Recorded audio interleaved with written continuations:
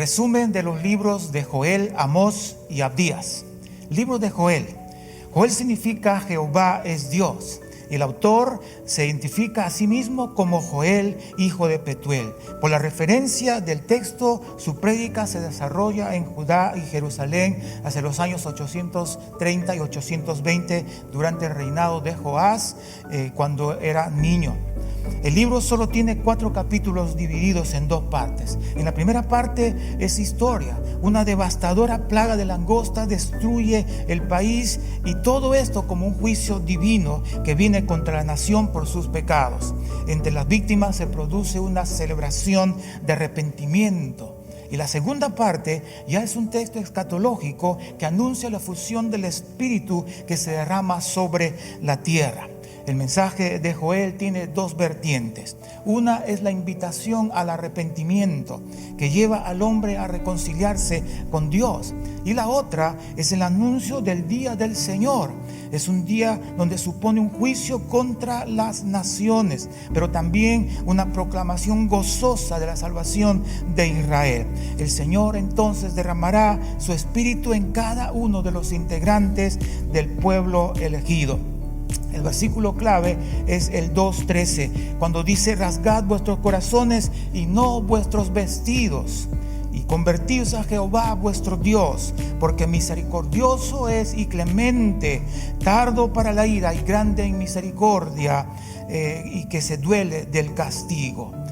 El cumplimiento definitivo de la profecía de Joel llegará en el reino milenial de Cristo, cuando Dios derrame su espíritu sobre la creación. El libro de Amós significa valiente, el que lleva la carga, escrito por Amós el profeta, y se predicó probablemente entre el 767 y el 753 antes de Cristo. Amós era un campesino, un ganadero y recolector de fruta de la aldea de Judea, de Tecoa.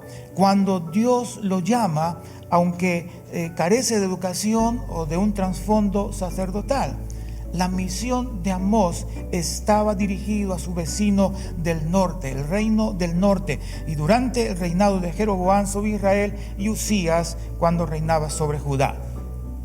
La división del libro en los capítulos 1 y 2 habla de una serie de mensajes a las naciones e Israel. Y en los capítulos 3 al 6, mensajes de amor a Israel y a sus líderes. Y en los capítulos 7 al 8, una serie de visiones. Una de ellas, las plagas de langostas, fuego abrasador y fruta madura. Y en el capítulo 9, Dios restaura la casa de David, que es un mensaje de esperanza, un mensaje de gracia salvadora. Los pecados por lo que Amós reprende al pueblo son extensos, pero aquí algunas de ellas: el abandono de la palabra de Dios, idolatría, adoración pagana, avaricia, un liderazgo corrupto y la opresión a los pobres.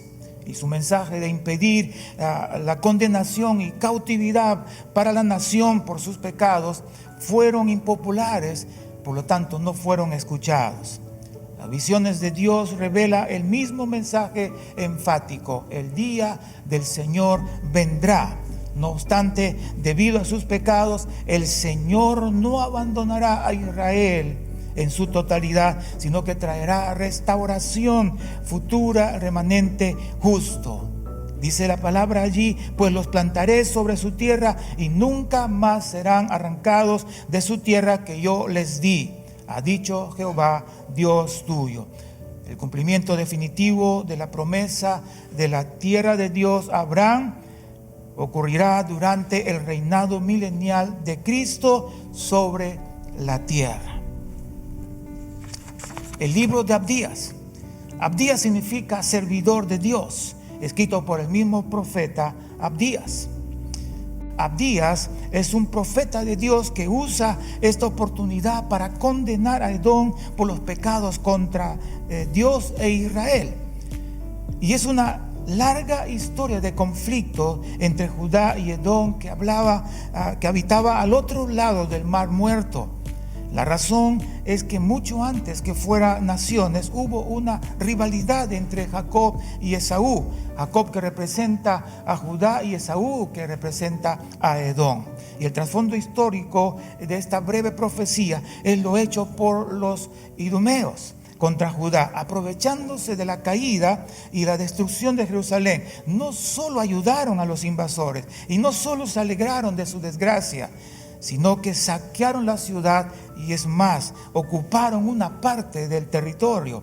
Por eso la profecía dice: no debiste haber entrado por la puerta de mi pueblo en el día de su quebrantamiento. No debiste haber mirado mal su mal en el día de su quebrantamiento, ni haber echado mano de sus bienes en el día de su calamidad. Veamos la división del libro. Del 1 al 14 encontramos la acusación contra Edom, contra los líderes de Edom, por su orgullo, por su autosuficiencia, por su autoexaltación, y por eso serían destruidos. Y el versículo 15, como haciendo un paréntesis, habla sobre el día del Señor se acerca, y esto es refiriéndose a un juicio para todas las naciones, donde todas las naciones orgullosas que actúen como Edom serían confrontados y destruidos. Pero luego, continuando los versículos 16 al 21, habla de la restauración de la casa de Israel, y esto habla de un futuro lleno de esperanza, no solo para Israel, sino también para las demás naciones. El libro termina con la promesa de la plenitud y la liberación de Sión en los últimos días, cuando la tierra será restaurada al pueblo de Dios, mientras Él gobierna sobre ellos. Esto fue el resumen de estos libros. Dios les bendiga.